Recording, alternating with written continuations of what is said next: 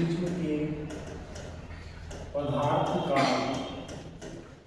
अपवर्तनांक। इसका मतलब क्या हुआ बेटा? विश्व के पदार्थ का अपवर्तनांक का मतलब क्या हुआ भाई? विश्व किसी न किसी पदार्थ से मिलकर बना होगा और हर किसी पदार्थ का अपना एक अपवर्तनांक होता है। जैसे हीरे का अपवर्तनांक कैसा होता है? सबसे ज्यादा कितना होता है? 2.42। सबसे कम किसका होता है? हवा या निर्वात का कितना होता है? 1.003, है ना? ये अपवर्तनांक मैंने पूरा बता दिया, याद रखना है ना इनको। जल का कितना होता है? जल का कितना होता है? 1.33। कांच का कितना होता है? 1.5, है ना? ये अपवर्तनांक के एग्जाम में पूछता है तो याद रखना है अपवर्तनांक, है ना? अब यहाँ पर हम किसका निकाल रहे हैं? विश्व के पदार्थ का अपवर्तनांक। और ये अपवर्तनांक निकालने का फॉर्मूला क्या होता है आपका? a plus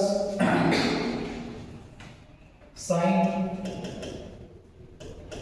a plus del upon 2 upon sine a by 2।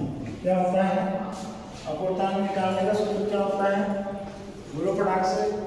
Sign a plus del by 2 upon में क्या हो जाएगा? साइन a बाय, क्या हो जाएगा? Sine a by 2। Point clear? अब इसको अपने को प्रूफ करना है। क्या करना है? प्रूफ। तो प्रूफ करने के लिए हमारे पास सबसे पहले क्या होगा? डायग्राम, है ना? प्रूफ करने के लिए सबसे पहले हमको क्या क्लियर होना चाहिए? डायग्राम। मैंने कहा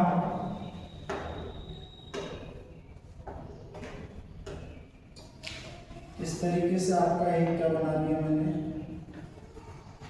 रिज्यूम। क्या बना दिया? रिज्यूम। ये क्या बन गया आपका? रिज्यूम। क्या बन गया आपका? रिज्यूम। और इसको नाम दे दिया हमने क्या? ए, बी और सी। ठीक। अब इस रिज्यूम से मैंने कहा कोई प्रकाश किरण आ रही है। क्या बोला मैंने? कोई प्रकाश किरण इस तरीके से आई।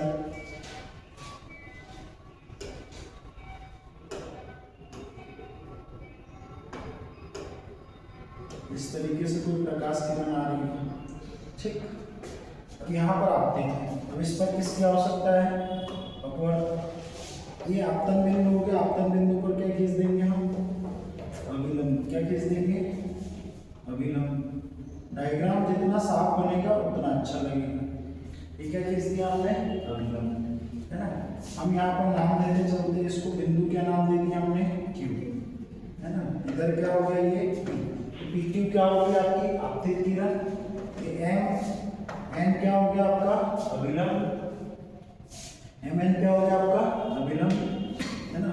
और ये जो अभिलंब और आपतित किरण के बीच कोण बना वो क्या हो गया? आपतन कोण। क्या हो गया? आपतन कोण। अब चूंकि इधर आगे की जरूरत पड़ेगी तो इसको क्या कहते हैं? आएगा, है ना? अब चूंकि ये विरल माध्यम से कहा जा रही है सकल माध्यम में, तो क्या होगी? अभिलंब की और झुकेगी और अभिलंब की और झुकेगी। अभिलंब की ओर झुका दो इसको इस प्रकार से। ये क्या होगी? अभिलंब की और झुक गई। क्लियर? झुक गई। अब मैंने कहा कि यहाँ पर अगेन आपका क्या खींचा जाएगा? एक अभिलंब। क्या खींचा जाएगा? अभिलंब, है ना? क्या खींचा जाएगा? अभिलंब। और इसको नाम दे दिया एम डैश एन। क्या नाम दे दिया? एम डैश एन, है ना? और यहाँ पर मैंने बोला कि इस बिंदु को अपन ने नाम दे दिया क्या? आर। क्या नाम दे दिया? है ना? ये आपतन बिंदु। ये वाला कोण कौन सा हो गया? अपवर्तन कोण। और ये आपका अगेन आपतन कोण, तो इसको क्या नाम दे दिया अपन ने? R2। अब ये सघन से किस में जा रही है? विरल माध्यम में। सघन से किस में जा रही है? विरल माध्यम में।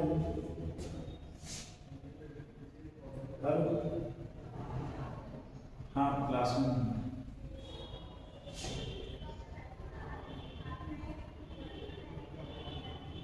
हाँ, नहीं वो थोड़ा सा क्या कहीं जाना था और ये लोग आ गए थे तो फिर मैं वापस आ गया। ठीक ठीक।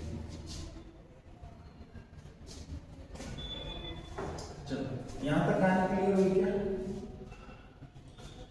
तो तो अब यहाँ से क्या होगा, अपवर्तन के पश्चात ये क्या हो जाएगी, अभिलंब से दूर हट जाएगी, अभिलंब से क्या हो जाएगी, दूर हट जाएगी। ये इस प्रकार क्या होगी, अभिलंब से दूर हट गई। अब यहाँ पर मैंने कहा कि ये कौन सा पॉइंट हो गया इसका, एस, इसको क्या कहेंगे, निर्गत किरण। और यहाँ पर कोण क्या बना आपका, I2 कोण। कौन सा कोण बन गया, I2। क्लियर है क्या? यदि मैंने कहा कि हमको यदि इसके विचलन कोण की गणना करना है तो ये कैसे जाती है, इस प्रकार सीधी जाती है, नहीं जाती, बिल्कुल जाती है। यदि हम इस निर्गत किरण को किधर की तरफ बढ़ाएं, पीछे की तरफ, किधर बढ़ाएं, पीछे की तरफ, किधर बढ़ाते हैं, पीछे की तरफ। तो हमने बोला यहाँ पर एक प्रतिच्छेद बिंदु क्या मिला हमको, T, क्या मिला, T, क्या मिला, T। और यहाँ पर ये जो कोण बना है ना, ये कोण कैसे बनता है आपको पता चल गया। आपतित किरण को वास्तविक दिशा में आगे की ओर बढ़ाने पर तथा निर्गत किरण को पीछे की ओर बढ़ाने पर इन दोनों के बीच बना कोण क्या कहलाता है, विचलन कोण। क्या कहलाता है, विचलन कोण। और इसको किससे प्रदर्शित कर देते हैं, डेल से। और मैंने बोला यहाँ पर ये प्रिज्म कोण क्या है, ए, कोण ए क्या है आपका, प्रिज्म कोण। क्या हो गया, ये कोण है प्रिज्म कोण। आई के बात समझ में, यहाँ पर ए लिखा हुआ है वो क्या हो गया, प्रिज्म कोण। यहाँ तक आए क्लियर। एग्जाम में डायग्राम जितना अच्छा बनाओगे, फिजिक्स में डायग्राम जितना क्लियर होगा, उतना ही अच्छा आपका क्या होगा, इंप्रेशन किसके सामने, एग्जामिनर के सामने। पॉइंट यहाँ तक क्लियर हुआ क्या? चलिए अब आगे बात करते हैं। अब हमको प्रूव करना है, अपवर्तनांक निकालना है। तो इसकी सबसे फर्स्ट प्रोसेस क्या है कि हमको किसकी वैल्यू फाइंड करनी है, आई की। किसकी वैल्यू फाइंड करनी है भाई, अपवर्तनांक का बेसिक फॉर्मूला क्या होता है, ये अप्रोच रखो दिमाग में। म्यू इक्वल्स टू क्या होता है, sine I upon sine R. तो मैंने बोला कि आई और आर की वैल्यू निकाल लिया आपने किसी भी तरीके से, तो आप क्या निकाल लोगे, अपवर्तनांक निकाल लोगे। बस टूटी तो करना है, आई की आवाज समझ लो। तो यहाँ पर सबसे पहले हम यहाँ पर डिक्लेयर करते हैं डेल। डेल क्या है आपका, डेल क्या है, इसको अपन ने इधर नाम दे दिया यू टी आर। डेल को कौन सा एंगल दिखा रहा है, यू टी आर दिखा रहा है, नहीं दिखा रहा, यू टी आर दिखा रहा। अब मैंने बोला ये यू टी आर किन दो कोणों के बराबर होगा, ये वाला कोण और ये वाला कोण होगा या नहीं होगा, इनके बराबर होगा या नहीं होगा, क्योंकि त्रिभुज के दो अंतः कोणों का योग उसके तीसरे अंतः कोण के संलग्न बाह्य कोण के बराबर होता है ना। मतलब इस वाले कोण का योग और इस वाले कोण का योग किसके बराबर होगा, डेल के बराबर होगा या नहीं होगा, क्योंकि तीसरा अंतः कोण कौन सा, ये वाला, तो इससे संलग्न बाह्य कोण कौन सा होगा, डेल। तो इन दोनों का कोणों का योग क्या हो जाएगा, डेल। आई बात समझ में। ये दोनों कोण क्या है आपके बताओ फटाफट, यहाँ पर लिख दो लगे तो त्रिभुज टी आर क्यू में, टी आर क्यू में है ना, कोण क्यू, क्यू नहीं बीच में आना चाहिए, कोण टी क्यू आर व कोण टी आर क्यू, कोण टी आर क्यू अंतः कोण है, क्या है, अंतः कोण है।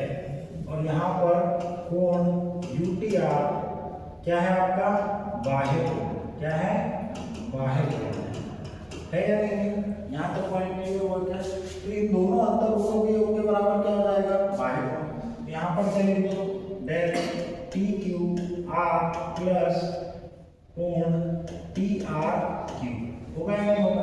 अब इसकी वैल्यूज पता है क्या हमको, नहीं पता। पर मैंने बोला कि यहाँ पर बिंदु Q पर, कहाँ पर, बिंदु Q पर ये आपका एक शीर्षाभिमुख कोण है और ये पूरा का पूरा भी आपका क्या है, शीर्षाभिमुख कोण।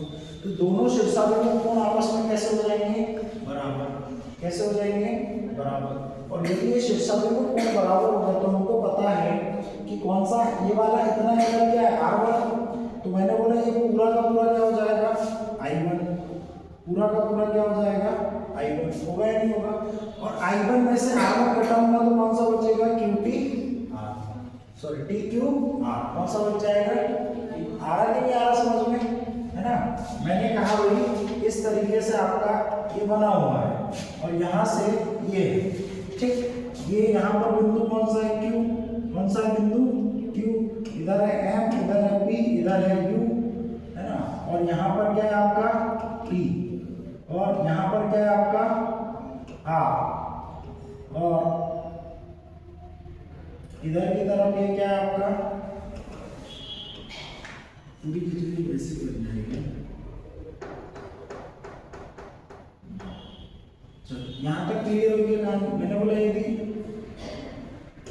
ये एंगल यदि तुम्हारा I है, I1, तो ये पूरा एंगल भी क्या हो जाएगा, I1, ये वाला एंगल कितना है R2, तो ये वाला R1, तो ये वाला एंगल क्या हो जाएगा, I1 माइनस R1, होगा या नहीं होगा, होगा या नहीं होगा। सेम इसी तरीके से यहाँ पर भी सेम लॉजिक लगेगा। इधर क्या है I2, तो ये पूरा एंगल यहाँ पर क्या हो जाएगा, ये वाला एंगल I2, होगा या नहीं होगा। अब ये R2 है तो I2 माइनस R2 हो जाएगा। ये यहाँ पर क्या निकला, I1 माइनस R1, TQR निकल गया, फिर इधर TRQ क्या निकल जाएगा, plus I2 minus R2, I2 minus R2। आई के यहाँ तक काम समझ में, आई के यहाँ तक बात समझ में क्लियर हुआ है लोगों को, हो गया। अब परंतु न्यूनतम विचलन की स्थिति में, न्यूनतम विचलन की स्थिति में क्या हो जाएगा, न्यूनतम विचलन की स्थिति में क्या हो जाएगा। सर मैंने बोला कि न्यूनतम विचलन हो मतलब ये एंगल बहुत छोटा हो, एंगल बहुत छोटा हो तो ये लगभग एंगल छोटा होने के लिए इसको लगभग यहाँ कहीं से गुजरना पड़ेगा, और उस स्थिति में ये एंगल कैसे हो जाएंगे सर, छोटे। यहाँ पर मैं कहूँ कि I इक्वल्स टू क्या हो जाएगा, I1 equals to I2 equals to I, दोनों एंगल लगभग कैसे हो जाएंगे, बराबर, कैसे हो जाएंगे, बराबर।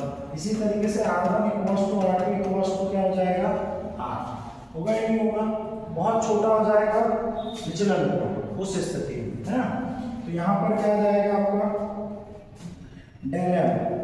अब न्यूनतम विचलन में डेल की जगह क्या आ जाएगा, डेल एम, यहाँ लिख दे देता हूँ, है ना। Del M equals to y1 की जगह क्या आ जाएगा, I माइनस क्या आ जाएगा, फटाक से बताओ, R, और प्लस I माइनस R, होगा या नहीं होगा। अब यहाँ पर इसको ऐड करोगे तो डेल एम इक्वल्स टू क्या आ जाएगा, 2I माइनस 2R। ये समीकरण नंबर क्या हो गया तुम्हारा, हुआ या नहीं हुआ, हुआ या नहीं हुआ। अब यहाँ पर चतुर्भुज देखो, चतुर्भुज क्या है तुम्हारा, AQNR, कौन सा, AQNR, कौन सा चतुर्भुज है, AQNR, है ना। अब इनमें क्या होगा कि समूह कोणों का योग कितना होता है, समूह कोणों का योग कितना होता है, 180 डिग्री होता है, नहीं होता। समूह कोणों का योग कितना हो जाएगा, 180 डिग्री। बस यहाँ पर अपन आगे लगा देंगे, डायग्राम देखते चलो। चतुर्भुज कौन सा ले लिया हमने, AQOB, अपन ने क्या लिया, N लिया, AQNR में। अब समूह कोण बताओ कौन कौन सा है, एक कौन सा है आपका, कौन सा है, AQN और ARN, ये दोनों समूह कोण होंगे या नहीं होंगे, बिल्कुल होंगे सर। तो क्या क्या ले लोगे, AQN प्लस कोण ARN, इनका योग कितना हो जाएगा, 180 डिग्री, कितना हो जाएगा, 180 डिग्री, है ना। और देखो इसमें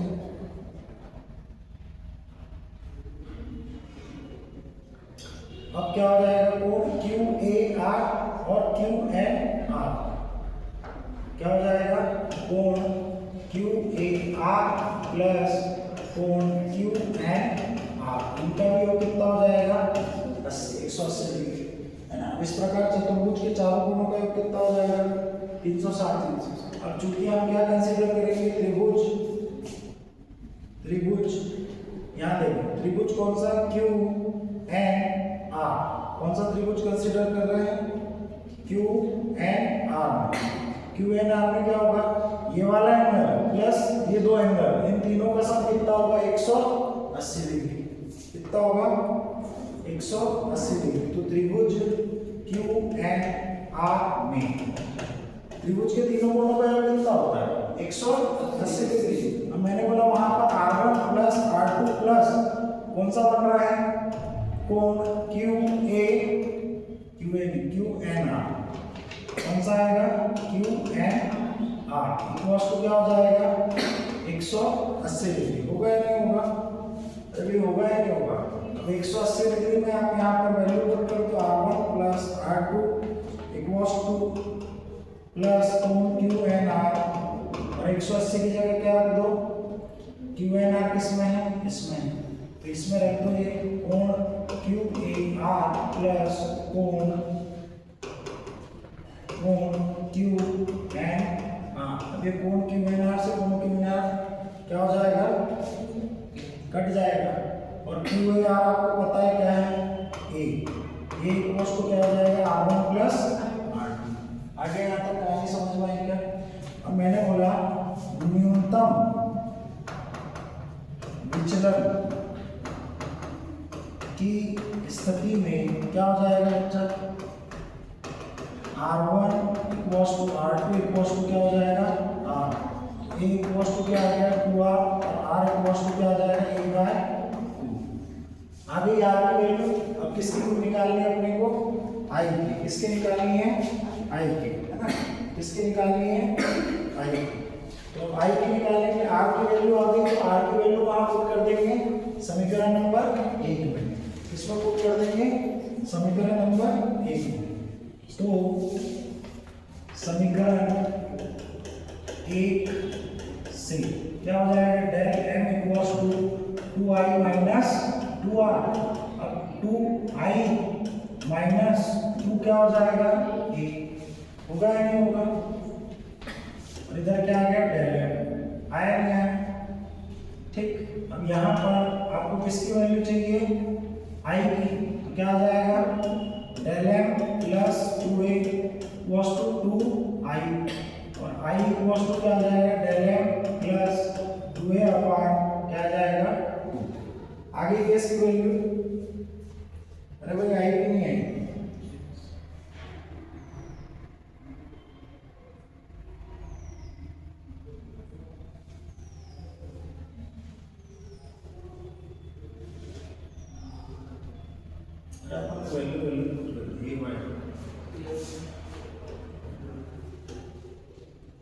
यहाँ पर क्या कंसीडर होगा क्लियर। क्या आ गई आई की value del m plus a upon. अब चलो फटाक से बताओ, अब अपन को क्या चाहिए प्रिज्म के पदार्थ का अपवर्तनांक स्नेल के नियम से। स्नेल का नियम क्या है सर, स्नेल का नियम भी इक्वल्स टू क्या हो जाएगा साइन i अपॉन साइन होगा या नहीं होगा। i की वैल्यू क्या आ गई sine del m plus a divided by 2, और r की वैल्यू क्या आ गई साइन a बाय 2। इस पर न्यूमेरिकल भी आते हैं, इस पर क्या आते हैं न्यूमेरिकल। पॉइंट क्लियर हुआ क्या, बस यहाँ ये क्या हो गया प्रूफ हो गया, क्या हो गया प्रूफ, पॉइंट क्लियर हुआ। चलो नेक्स्ट,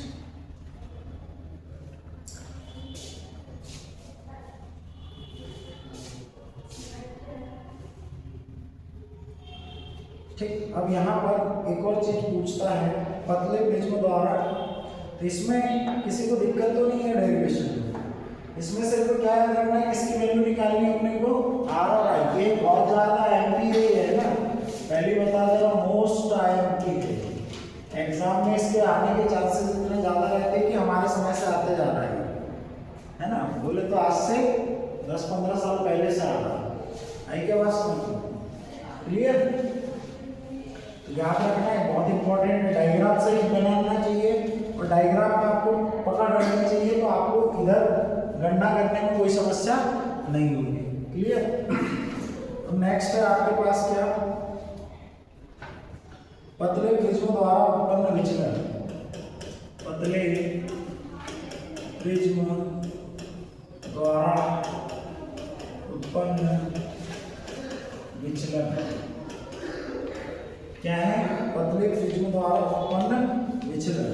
क्या ज्ञात करना है? विचलन, डेविएशन। क्या ज्ञात करना है? डेविएशन। डेविएशन बोले तो किसकी वैल्यू होती है? डेल की। किसकी होती है? डेल की। पॉइंट क्लियर हुआ क्या? चलो, तो हमको अभी तक जो डेरिवेशन किया इसी को क्या करना है? आगे बढ़ाना है। इसी को क्या करना है? आगे बढ़ाना है। तो यहाँ पर फॉर्मूला लिख लो। क्या होगा formula? Mu equals to sine del m plus a upon 2 upon sine a by 2। क्या हो जाएगा? Sine a by 2। Point clear हुआ क्या? है ना। अब इसको किसके लिए अप्लाई करेंगे? पतले प्रिज्म के लिए। इसके लिए अप्लाई करेंगे। इसमें मेरे को बताओ विचलन क्या है? इस सूत्र में विचलन देखकर बताओ विचलन क्या है? म्यू है, a है कि डेल m है? क्या है विचलन? अरे डेल m क्या है? विचलन ही तो है। क्या है? विचलन। और म्यू क्या है? अपवर्तनांक है। ये क्या है? प्रिज्म कोण है। ये क्या है? प्रिज्म कोण है ना। यहाँ पर पतले प्रिज्म के लिए क्या हो जाएगा? म्यू इक्वल्स टू साइन हट जाएगा क्योंकि पतला प्रिज्म है। वैल्यू कैसी होगी? बहुत छोटी। Del m plus a by 2 और क्या आ जाएगा? a by 2। तो 2 से 2 कैंसिल। म्यू इक्वल्स टू क्या आ जाएगा? डेल m प्लस a और बटा 1, और ये 1/2 तो क्या आ जाएगा? बटा a। इधर क्या आ जाएगा? a mu equals to del m plus a। क्या आ जाएगा?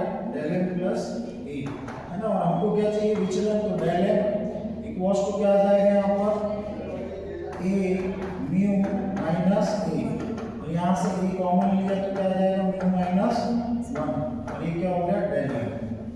क्या हो गया? क्लियर हुई क्या कहानी? क्लियर हुई क्या? इतनी कहानी समझ में आई क्या? ठीक ठीक। तो ये क्या आ जाएगा? इसका विचलन, है ना। किसके लिए? पतले प्रिज्म के लिए। क्लियर?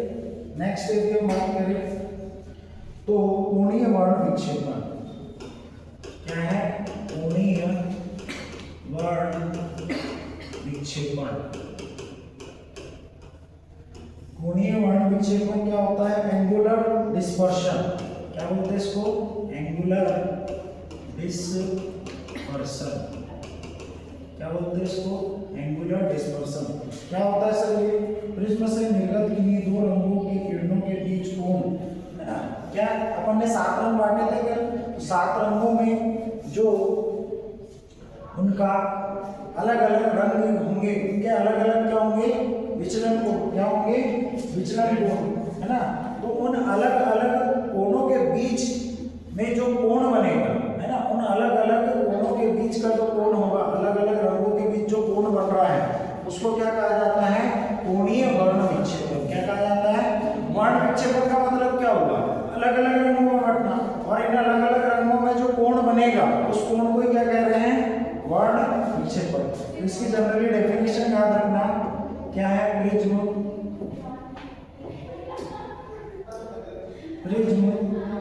से निर्गत किन्हीं दो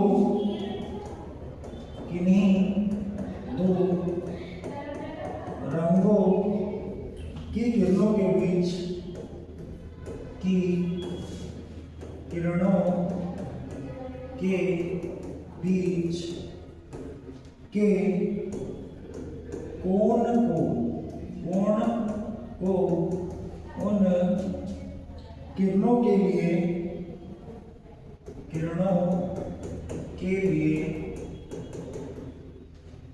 क्या कहलाता है? कोणीय वर्ण विक्षेपण कहते हैं।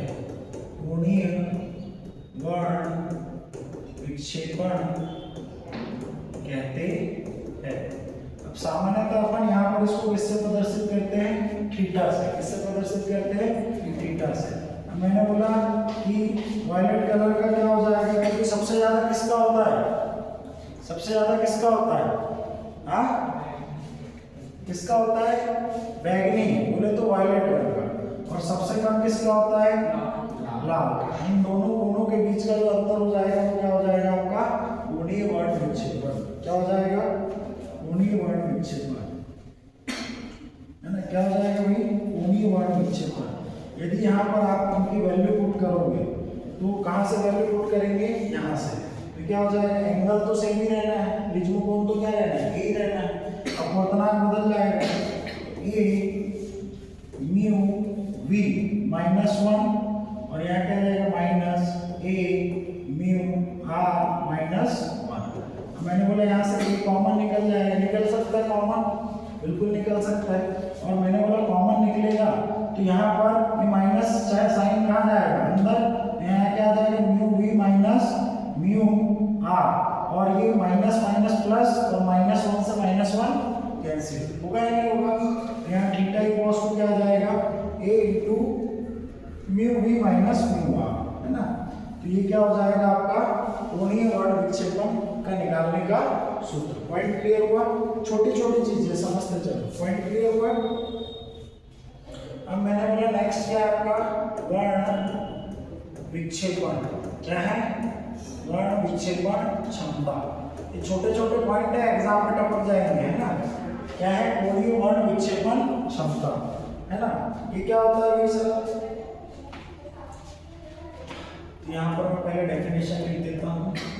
प्रिज्म से निर्गत किन्हीं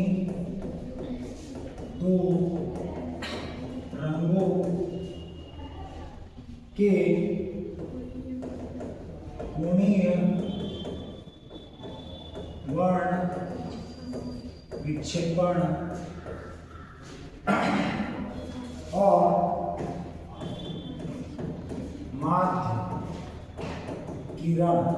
माध्य किरण कल बताई थी, कौन सी होती है माध्य किरण? कौन सी होती है? कौन सा होता है? नीला, है ना? तो माध्य किरण के विचलन के अनुपात को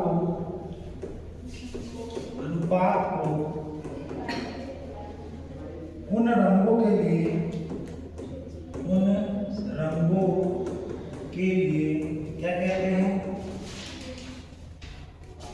के लिए प्रिज्म के पदार्थ की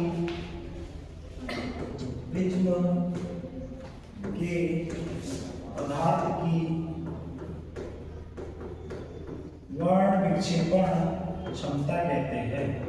क्या कहते हैं? वर्ण विक्षेपण क्षमता कहते हैं। जैसे सपोज दैट मैंने वायलेट और कौन सा रेड कलर देखा, वायलेट और रेड कलर के बीच कोणीय वर्ण विक्षेपण क्या आया? थीटा आया, है ना? अब इस थीटा और पीले रंग के विचलन कोण का अनुपात क्या कहलाएगा? वर्ण विक्षेपण क्षमता। किसके लिए कहलाएगी? ये बैगनी और लाल रंग के लिए। पॉइंट क्लियर हुआ? तो यहाँ पर इसको किससे प्रदर्शित करते हैं? ओमेगा से, और क्या आ जाएगा? थीटा अपान डेल वाई क्यों ले रहे हैं? क्योंकि कौन सा रंग होता है? पीला। कौन सा होता है? पीला। अब यहाँ पर यदि हम थीटा की वैल्यू रखें तो थीटा की वैल्यू क्या होती है? A mu we minus mu are, और अपॉन में डेल वाई की वैल्यू रखें तो क्या आएगी? डेल वाई की वैल्यू रखें तो क्या आएगी?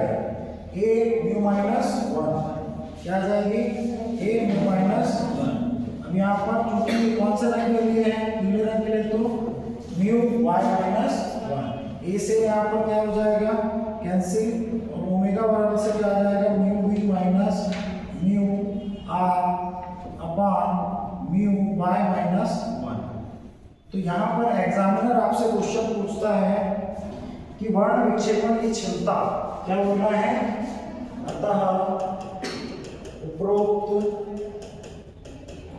सूत्र से स्पष्ट है कि वर्ण विक्षेपण की क्षमता इससे प्रिज्म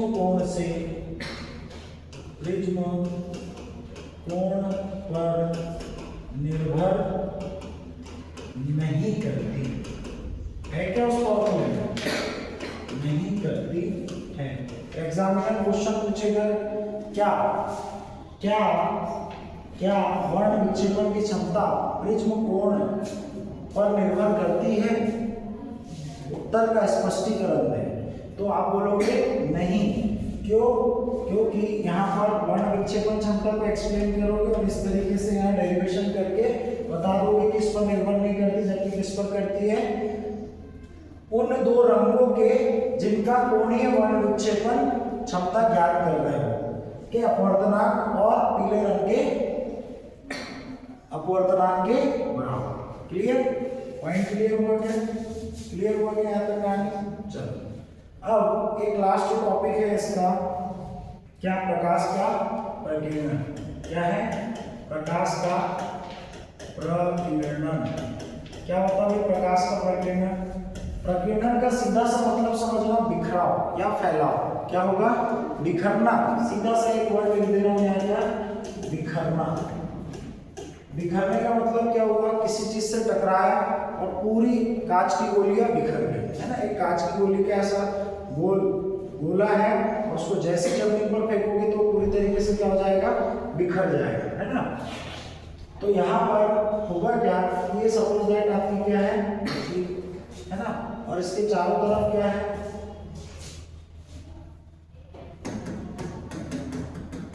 इसके चारों तरफ इस तरीके से क्या है सर? वायुमंडल। क्या है? वायुमंडल। क्या है? वायुमंडल है। वायुमंडल मैंने कहा सर सन आएगा। सन आएगा मतलब ये सन है, सूर्य। सन से क्या आएगी? प्रकाश किरण। क्या आएगी? प्रकाश किरण। अब प्रकाश में आपके कितने कलर होते हैं? कितने कलर होते हैं? 7। कितने कलर होते हैं? 7। सबसे ज्यादा जो विचलन कोण होता है वो किसका होता है? बैगनी रंग का, है ना। और सबसे कम किसका होता है? लाल रंग का। किसका होता है? लाल रंग का, है ना। मैं इधर एक बार फिर से लिख दे रहा हूं।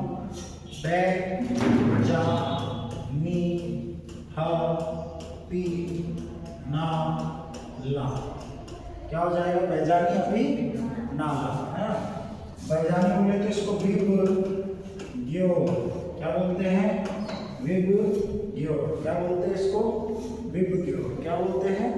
विबग्यो। पॉइंट क्लियर हुआ क्या? कि ये जो बैजानी अभी नाला है, क्या है? बैजानी अभी नाला या विबग्यो, इसमें सबसे ज्यादा विचलन कोण किसका होगा? डेल का मान सबसे ज्यादा होगा। डेल अधिकतम होगा और इधर कैसा हो जाएगा? डेल न्यूनतम हो जाएगा। कैसा हो जाएगा? न्यूनतम, है ना। आई क्या आता है बात समझ में? तो यहाँ पर एक रेने करके व्यक्ति था। कौन था? रेने, है ना। इसने नियम दिया था प्रकाश के प्रकीर्णन की तीव्रता जो आई होती है, आई किसके अनुपाती? 1/λ4 के। 1/λ4 के। और जिसका भी विचलन अधिक होगा मतलब उसकी तरंगदैर्घ्य कैसी हो जाएगी? तरंगदैर्घ्य कैसी होगी? कम। और इसकी तरंगदैर्घ्य कैसी होगी? अधिक। कैसी होगी? अधिकतम। हो गया नहीं होगी? कल बताया ना मैंने। तो यदि जिसकी तरंगदैर्घ्य कैसी होगी? अधिकतम, उसका प्रकीर्णन कैसा हो जाएगा? और जिसका तरंगदैर्घ्य कैसी हो जाएगी? कम, उसका प्रकीर्णन कैसा हो जाएगा? अधिक। कैसा हो जाएगा? अधिक। तो यहाँ पर जब प्रकाश से यहाँ पर क्या आती है? प्रकाश किरण। तो प्रकाश 7 रंगों से मिलकर बना है। अब उसमें सबसे ज्यादा विचलन किसका, प्रकीर्णन किसका होगा, बैगनी रंग का। तो यहाँ पर बैगनी रंग कैसा दिखाई देने लगता है, इधर चारों तरफ फैल जाता है, बैगनी रंग, जामुनी रंग और नीला रंग, इस प्रकार पूरा फैल जाता है। और फैलने के कारण यहाँ पर जो आपका आकाश है वो कैसा दिखाई देता है, नीला। कैसा दिखाई देता है, नीला। तो प्रकाश के इस घटना को ही क्या कहा गया, प्रकाश का प्रकीर्णन। इसमें हुआ क्या, जिनका बिखराव सबसे ज्यादा होता है वो बिखर गए, है ना। अब आपने देखा होगा जो सड़कों पर कौन से वाले लाइट यूज किए जाते हैं सिग्नल के लिए, red light, green light, yellow light. क्यों, क्योंकि इनका प्रकीर्णन सबसे कम होता है। लेजर लाइट आप दूर तक चला जाता है बिना फैले, है ना। आपने देखा होगा लेजर लाइट को मारोगे तो जैसा उसका शेप है वैसा का वैसा शेप दीवार पर पहुंचेगा, पहुंचता है नहीं कि फैल जाता है, नहीं फैलता। क्यों नहीं फैलता, उसका कारण है कि उसका तरंगदैर्घ्य कैसा होता है, अधिकतम, जिसके कारण यहाँ पर क्या हो जाता है, तरंगदैर्घ्य अधिक होने के कारण उसका प्रकीर्णन न्यूनतम होता है। कैसा होता है, ट्रेन के सिग्नलों में कौन सा लाइट यूज होता है, रेड लाइट। रेड लाइट दूर से दिख जाता है, क्यों, क्योंकि उसका प्रकीर्णन न्यूनतम होता है। सड़कों पर जो आपके सिग्नल्स होते हैं वहां पर कौन सा लाइट लगा होता है, red light, green light, yellow light, है ना। क्यों, क्योंकि इनका प्रकीर्णन कम होता है। पॉइंट क्लियर हुआ। तो ये सब फैल गया और फैलने के कारण ही हमको आकाश कैसा दिखाई दे रहा है, नीला। यदि आपसे पूछा जाए कि आकाश नीला क्यों दिखाई देता है, इस बात को एक्सप्लेन करने वाले व्यक्ति कौन थे, कौन थे सर अपने, कौन थे, रमन। कौन थे, रमन, सीवी रमन। कौन थे, सीवी रमन। और ये एक बार जहाज से यात्रा कर रहे थे, पानी के जहाज से, और इन्होंने देखा कि यार ये समुद्र नीला क्यों दिख रहा है। फिर ऊपर देखा, उन्होंने बोला आकाश भी नीला दिख रहा है, ऐसा क्यों हो रहा है। तो इन्होंने एक वर्ण विच्छेदन की घटना को आगे बढ़ाते हुए एक्सपेरिमेंट किया, और एक्सपेरिमेंट में इस तरीके के रीजंस दिए जिसके कारण इनको 1930 में भौतिकी का क्या दिया गया, नोबेल पुरस्कार। क्या दिया गया, भौतिकी का नोबेल पुरस्कार दिया गया है। और इनको जो नोबेल पुरस्कार मिला था किस डेट को मिला था, 28 फरवरी को। कब मिला था, 28 फरवरी को। इसीलिए 28 फरवरी को क्या मनाया जाता है, विज्ञान दिवस। क्या मनाया जाता है, विज्ञान दिवस। पॉइंट क्लियर हुआ क्या, 28 फरवरी को क्या मनाया जाता है, विज्ञान दिवस।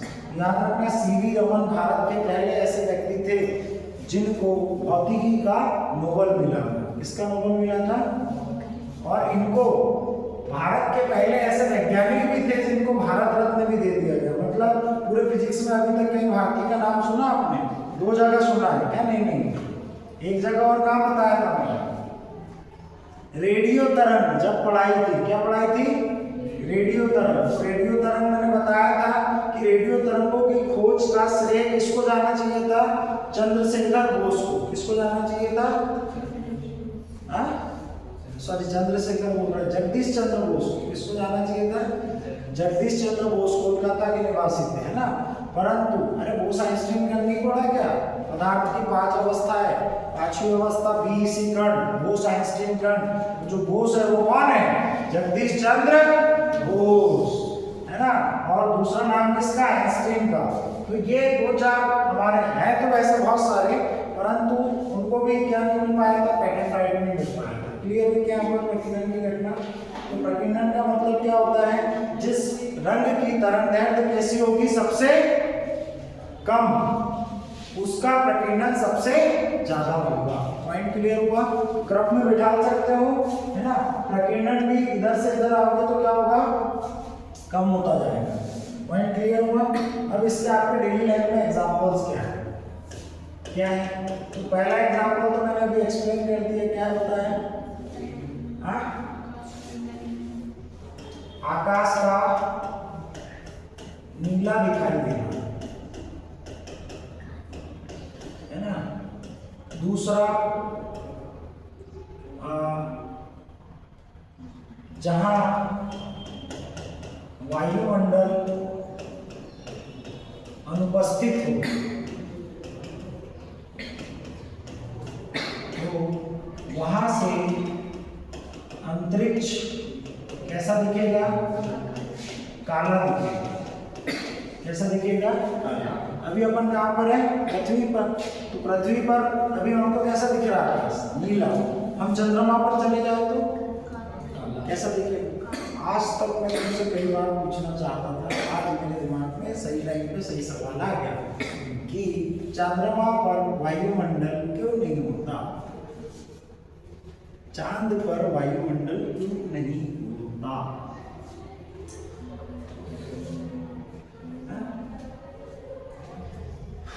क्यों नहीं होता? क्योंकि वहां पर ग्रेविटेशन बहुत कम है। ग्रेविटेशन मतलब उसका जो गुरुत्वाकर्षण है वो बहुत कम है, और कम होने के कारण वहां पर उसका जो पलायन वेग है, हमारे यहाँ पर पृथ्वी पर पलायन वेग कितना है? किसी को यदि पृथ्वी के गुरुत्वाकर्षण से प्रभाव से बाहर निकलना है, उसको क्या कहते हैं? पलायन वेग। किस स्पीड से भागे कि वो पृथ्वी के गुरुत्वाकर्षण क्षेत्र से बाहर निकल जाए। तो यहाँ पर पृथ्वी का जो पलायन वेग है वो कितना है? 11.2 किलोमीटर पर सेकेंड। क्या है? 11.2 किलोमीटर पर सेकेंड। पर चंद्रमा का जो पलायन वेग है वो कितना है? 2.4 किलोमीटर पर सेकेंड। क्या है? 2.4 किलोमीटर पर सेकेंड। और ऑक्सीजन का पलायन वेग कितना है? 8 लगभग कितना है? 8 किलोमीटर पर सेकेंड। तो मैंने बोला कि पृथ्वी को 11 है, तो ऑक्सीजन को भागना है तो ऑक्सीजन कितनी स्पीड से भाग सकती है? मैक्सिमम कितनी भाग सकती है? 8 किलोमीटर पर सेकेंड से। परंतु पृथ्वी किसी भी चीज को भागने के लिए कितना वेग होना चाहिए पृथ्वी से? 11। तो ये भाग पाएगी क्या? सबसे ज्यादा इसी का होता है, भाग पाएगी क्या? और यहाँ तो छुमंतर वैसे, तो इसीलिए चंद्रमा पर वायुमंडल नहीं पाया जाता। पॉइंट क्लियर हुआ क्या? तीसरी घटना कि आपका सूर्यास्त व सूर्योदय के समय, ये 11th में पढ़ा हुआ तुमने। सूर्यास्त और सूर्योदय के समय ये क्या है पता नहीं होता किसी को, है ना? और पता रखना चाहिए अपन में। क्यों नहीं होता वायुमंडल? बोल देते बस वायुमंडल नहीं है, हम चांद पे घर बनाएंगे। कैसे घर बनाएंगे? वहाँ वायुमंडल ही नहीं है, तुम्हारे ऑक्सीजन ही नहीं है तुमको लेने के लिए, है ना? सूर्यास्त और सूर्योदय के समय सूर्य का लाल दिखना। क्यों लाल दिखना? क्यों लाल दिखेगा भाई? अरे भाई क्योंकि लाल रंग का प्रकीर्णन सबसे कम होता है, और सूर्योदय से पहले और सूर्यास्त के बाद भी सूर्य का दिखना अपवर्तन की घटना है। क्या की घटना है? अपवर्तन की। क्लियर हो गया क्या? आज के लिए इतना ही। हेलो, हाँ क्लास चल रही है।